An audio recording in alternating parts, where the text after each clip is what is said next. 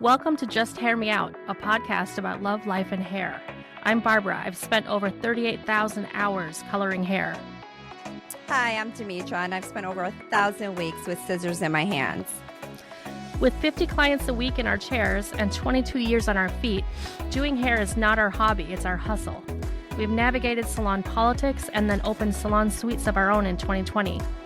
We choose dogs over kids, skinny marks over beer, and we've only fired 3 clients each. Welcome back to Just Hear Me Out. Today I wanted to do an episode on Mormons, MLMs, and something called HeartSell. So let me break this down. I've been watching a lot of true crime, and as we've established before, I grew up Mormon. So some of the more recent crime issues happening with some Mormon people in Utah has me really interested in, and some people have talked to me about it in the sense of why are there so many Mormon criminals in Utah, or people going off the deep end, Well, I think part of it probably is because it's such a big Mormon community, right? So I'm sure that's why it's coming from the Utah area, because that's where most of them reside, right? Yeah. I mean, it makes sense. There was this, the big MLM, which is, by the way, multi-level marketing. So a big kind of pyramid scheme that happened for quite a while is LuLaRoe, the leggings thing that people were selling online. So there's been documentaries about that. That was a Mormon couple that owned that. Definitely a pyramid scheme where the top 1% make a lot of money and everyone else is losing money in order to buy inventory to sell, but then they end up just not being able to sell it, or only being successful if they get other people to sell underneath them. And they're making a commission off their...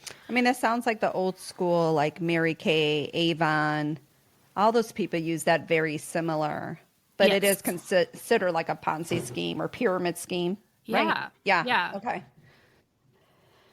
So also the other two huge ones lately, I don't know if you've heard of these people. There's Lori Vallow and Chad Daybell. I think the court hearings are going on around now, or last year and this year. So it's 2024 and 2025. Murdered their kids. Actually, I think they murdered his wife first, and then they got together. And the kids were Lori's kids, and she murdered, or probably he did, but she knew about it. And this weird shit about some Mormons going super extreme and believing in their kids being possessed by demons. So not that there is a reason to kill your children or someone else to kill your children. Is that what they're saying their reasoning was to kill the children? They felt that the children were possessed? Yes. Oh my God, this is the horrible. only way to help their children would be to kill them. And by the way, this is not a Mormon thing. It's an extremist thing within Mormonism. And I've come to find out there's a book called Visions of Glory that is kind of on the fringes, and really extreme Mormons, specifically in Utah, who read this book tend to get really wonky and strange ideas about people being turned into zombies or possessed by demons or something. And it does kind of jive with some of the foundation teachings in Mormonism about what we existed before we were born on Earth and what happens after we die. Mm-hmm. So it does kind of correlate with that frame of reference. But so do you feel when these people are reading the book that they are getting somewhat brainwashed, or it's... Yes. Okay. But I think what I wanted to explain in this episode, and I also enjoy talking to you about it, Demetra, because it's all new to you. Yeah, I have no idea. So this is so interesting to me. Fill me in, girlfriend. Okay, and there's also a really big case going on. Ruby Franke. Okay. She was had a YouTube channel called 8 Passengers, and to me, 8 Passengers sounds like a cult, but it was actually a really popular YouTube channel for parenting and stuff. Okay. And the 8 Passengers had to do with she and her husband had 6 kids, and they thought that they might be showing people how great Mormonism is also by being a happy big family in Utah and documenting. That's a cute name, 8 Passengers, so 6 kids. Yeah. Mother, father. Okay, that's kind of a cute All right. Only it sort of came out in one of their videos that it sounds like she's pretty abusive to her kids. Like her oldest son had said on a video, he clearly looked like he didn't want to be there because, when your kids are teenagers, like, duh, they don't want to be involved. And he said that he'd been sleeping on a beanbag chair in the basement for like 7 months because his bedroom had been taken away as punishment. For 7 months? Yeah. So that's when it started blowing up, and she went like totally off the rails. I mean, that's a whole other episode, to be honest, but she is in jail now, and she's definitely somebody who drank the Kool-Aid of this book called Visions of Glory, and she went on to severely abuse her 2 youngest kids. And it is like, I mean, I haven't like cried at a documentary in a while. I was like bawling. One of the kids escaped. Was it, I'm sorry to interrupt, was it physical abuse or mental abuse or both? Both. I believe she was in the mindset that she was trying to get the demon out of her kid. So her one son who has escaped and was like begging neighbors for food and water was skin and bones. He had been tied up multiple times. He had like sores all over his wrists and ankles. And in her diary, she had written that she doesn't feed demons, and she would make him stand out in the yard, like in the sun, for hours and hours and hours. Wait, and where was the father? That's another thing. He's not in jail. I really wish he was. Apparently, she walked all over him, and she told him that he needed to go better himself and that he couldn't talk to her or their kids, and he had to move out. I think because he watched porn once or something. Wow. So he didn't even know the abuse was going on, or he did, but then at that point he was kicked out. So he probably did, but there's no proof of that because he, in this documentary, actually said he cared more about her than his kids. So because she said, don't talk to the kids, he didn't. Shut up. Wait, I know. What's the name of this document? I'm writing this down. What's the name of it again? It's called Devil in the Family, The Fall of Ruby Franke. And her name is spelled Franke. It's a Hulu original. Oh, it's a Hulu. Okay, I might have to borrow my sister's account. I don't have Hulu. That's probably why I haven't watched it yet, or I probably would have, It sounds really sad, though. So, okay, so why is all this happening within the Mormon community? What do you think? So I do think, okay, we've talked about this before. Let me just be flat out honest by saying I think the Mormon church is like a cult. Yeah. It's very high control. So if the word to the listeners here, if the cult thing is offensive to anyone, I'm okay calling it high control. It's also very patriarchal. So the men are above women all the time to the point where, even when I was still participating, which would be like 10 years ago, in any sort of like documentation for a family, it would say head of household, and that's the man. And plenty of women I knew who were extremely educated and independent or what have you, or perhaps even the breadwinner of their family would say that to them was offensive. If there is a head of the household, it's both. Which, by the way, I want to reiterate, I consider myself feminist, but I want to point out, I think it should be equal. Like there's 2 heads of household because there's 2 adults. Mm-hmm.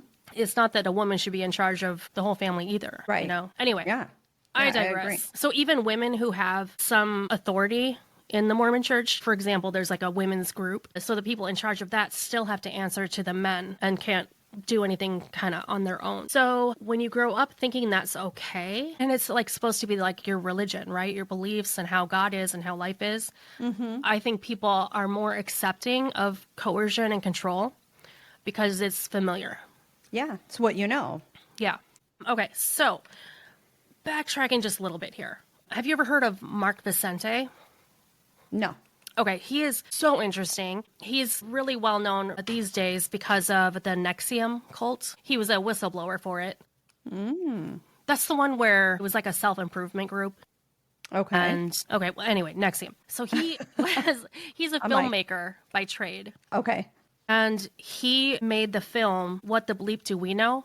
It's a documentary. Okay. So he's really well known for that. And now, ever since NXIVM has been disbanded and the cult leader is in jail, actually, Mark Vicente has a podcast called WTF is on My mind. And he's just like, he's my kind of person. He's like a super deep thinker, Really interesting dude. He has an episode on his podcast that I've listened to like 3 times because it just like, whoa. It's called Weaponizing Filmmaking. So I'm going to put a link to this because... I was just going to say, we need to tag him and the link to that as well for listeners. Okay. So because he's a documentary filmmaker, he studies this stuff, is what he does for a living. So in the description of this episode, Weaponizing Filmmaking, the power of music to play the human instrument. So it's about how like filmmakers can twist everything to make you feel however they want you. And it made me think about when we started doing this podcast, I wanted to have like intro music.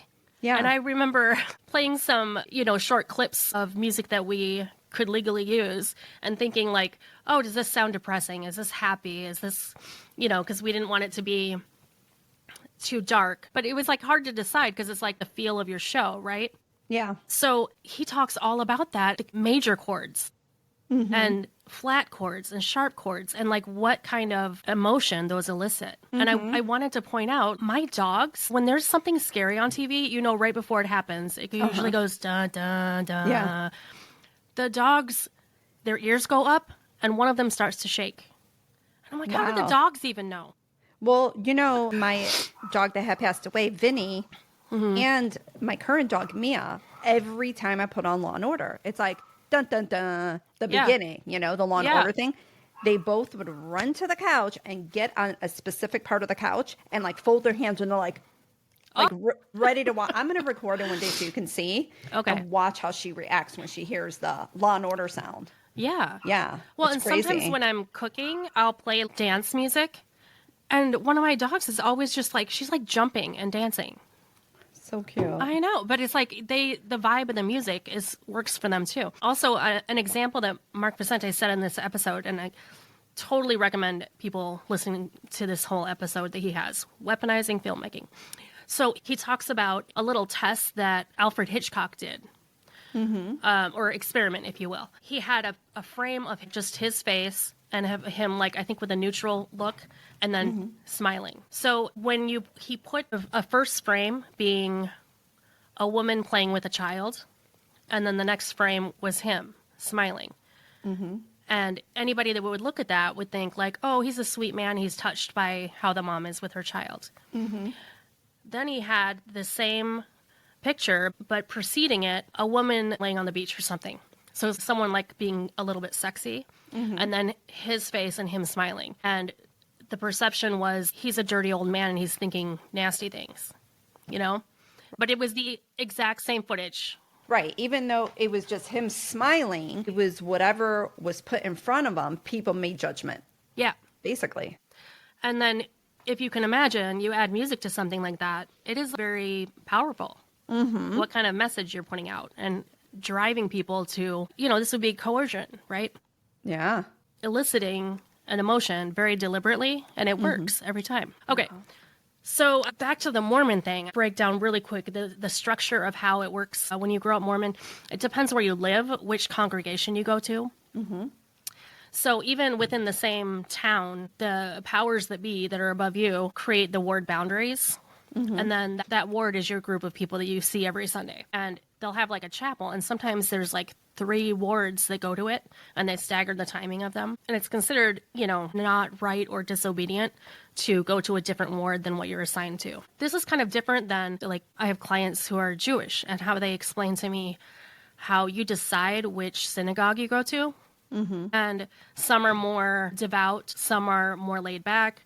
Some have female rabbis. Some will never have a female rabbi. And the people that are really like that go there.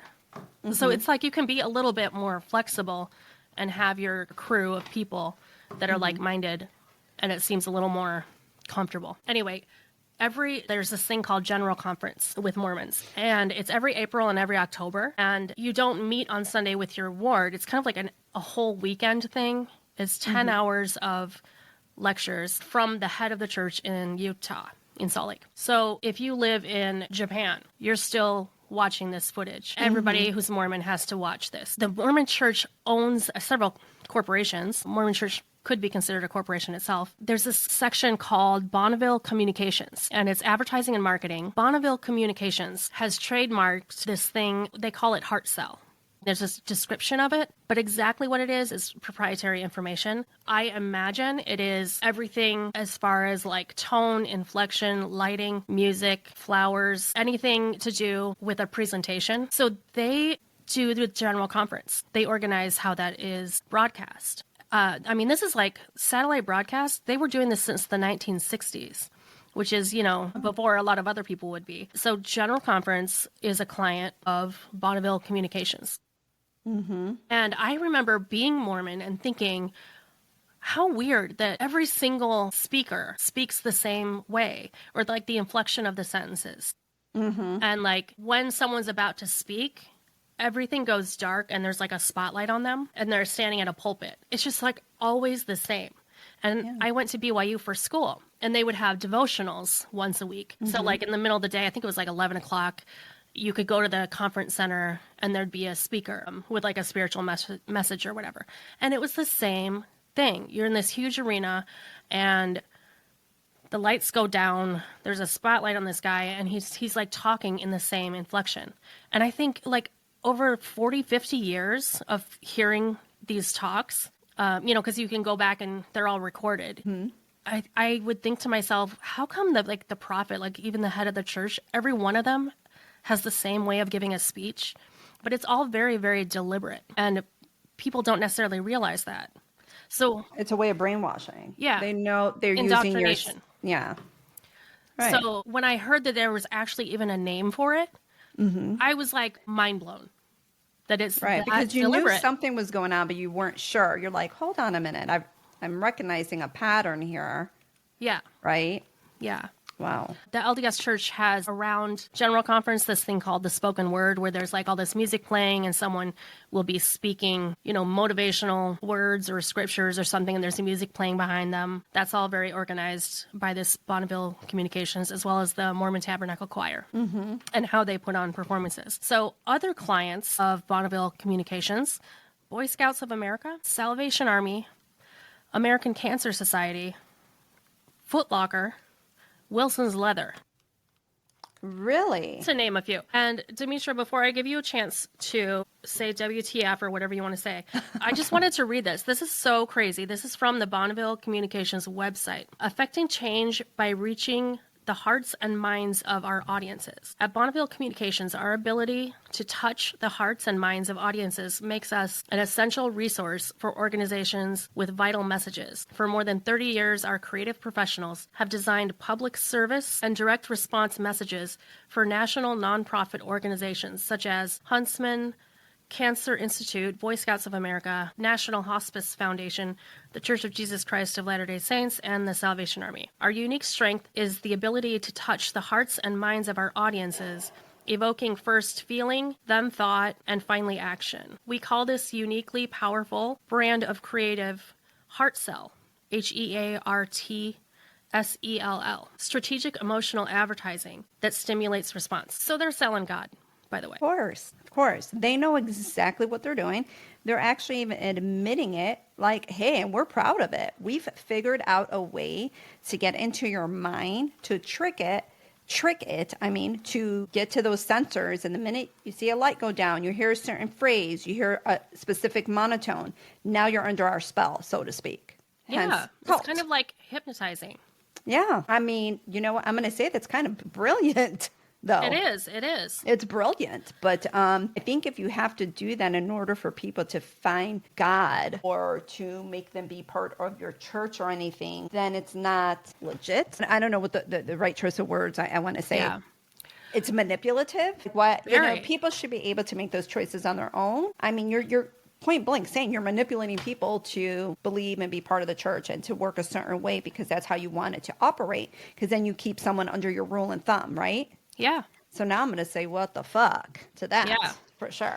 Wow. And it all kind of goes back to money. Because if you want to be in good standing, like the inner circle, if you will, then you need a temple recommend, which means you have to be paying tithing, which is 10% of your income. Wow.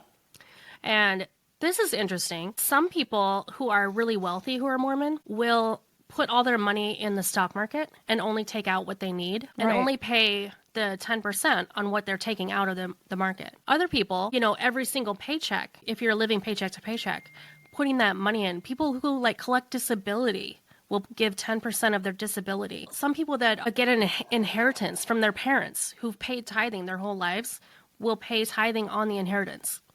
Okay, it is so wild. To me, it's also very disgusting that we live in a world where if you know, you know, and if you don't know, you don't know.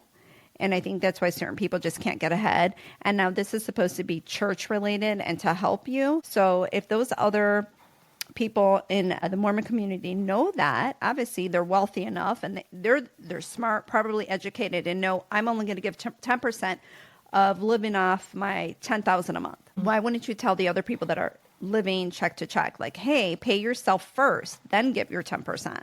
You know, help people. Isn't that what the church was supposed to be community, to help people in need, to give hope?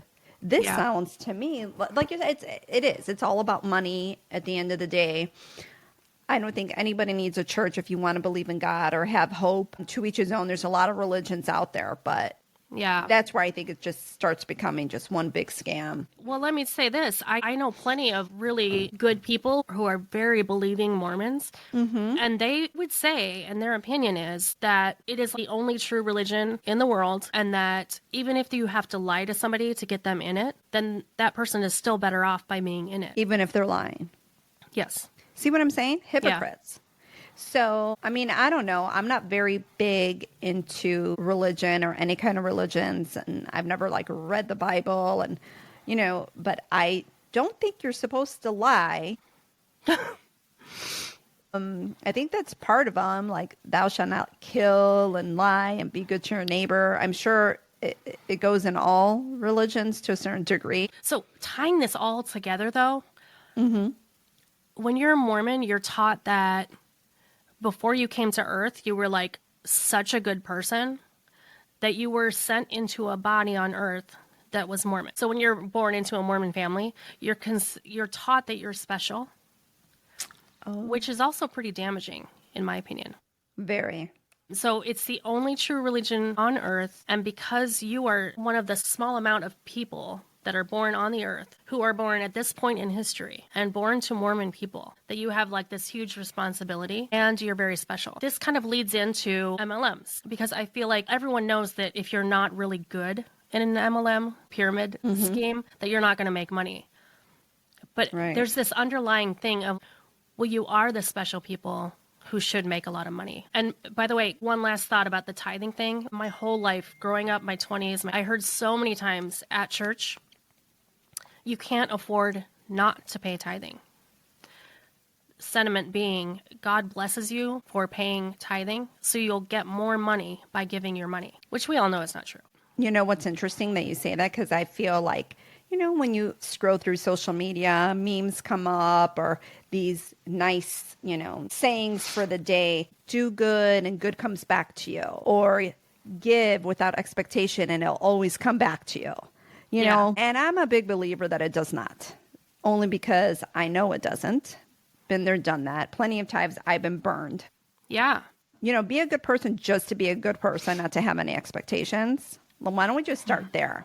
You know, but when you have to say, but if you're a good person or if you do good, it's going to come back to you, right? You pay out, you're going to get it back. Yeah. I mean, I think it's just another being brainwashed. Again, another form of brainwashing, giving people hope that don't have it. It's just really sad that so many people are manipulated and really truly believe and think that, and can't think for themselves and know that, this doesn't make any sense at all. Yeah.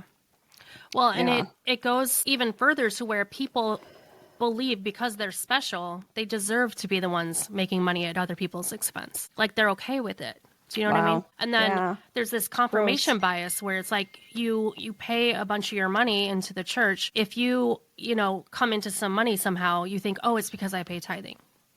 And if, like, say someone crashes into your car on the street, you're not even in it. It's not your fault at all. But they leave and now you don't have a car. God is testing you. Right. It's not that God didn't come through when you paid tithing. It's a test because you're such a strong person, you can handle it. Right. So there's always an answer to it. One other side thing while I'm on this topic, the MTC is in Utah. It's called the Missionary Training Center. And, all young men are expected to go on a mission when they're 18, 19, for 2 years. And women can go, but men are expected to. And it's perfectly fine for women not to, especially because you need to learn how to be a good homemaker.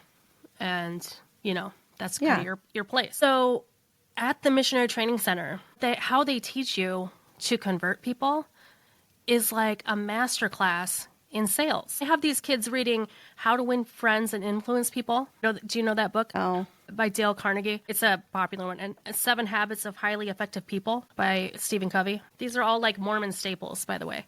So first of all, why do you need a training center schooling to teach people how to recruit other people into your church? Why don't you just let people figure it out for themselves? And if they weren't born into it, let them figure it out what they want to be. I mean, obviously, this goes back to recruiting people, getting them in, more money for them because you got to pay your Tithing. dues. Yeah. Yeah. Enough said on my end. But you know how I stand with it's that. very organized and very manipulative and deliberate. And they're young kids. And they become even more indoctrinated because they're doing this full time for 2 years.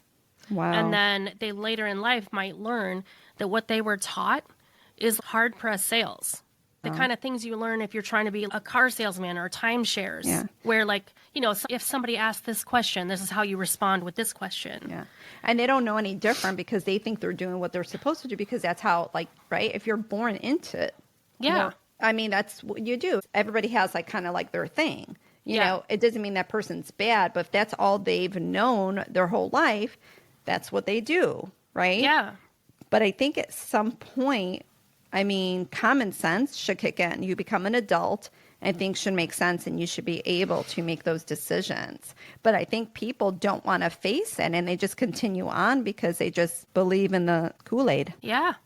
That pretty much wraps up what I wanted to talk about. So let's leave it at that today. But I wanted everyone to be able to look into HeartSell if you'd like. I'm all for marketing. But when it comes to these hardcore sales, the ethics are very questionable, especially when what you're selling is religion. All right. Well, thanks for listening. And if you haven't already, please subscribe, leave us a rating, unless you don't like the show, and then don't do that. Right. Just if you're thinking 5 stars, yes, do it. Okay. Yeah, definitely. All right. We'll see you next week. Bye. Bye. If you enjoyed this episode and you'd like to help support the podcast, please subscribe or follow. And please leave a rating and review on Apple Podcasts or Spotify. Lastly, follow us on social media for clips of past and future episodes. All our accounts are listed in the show notes below. Thanks so much for listening.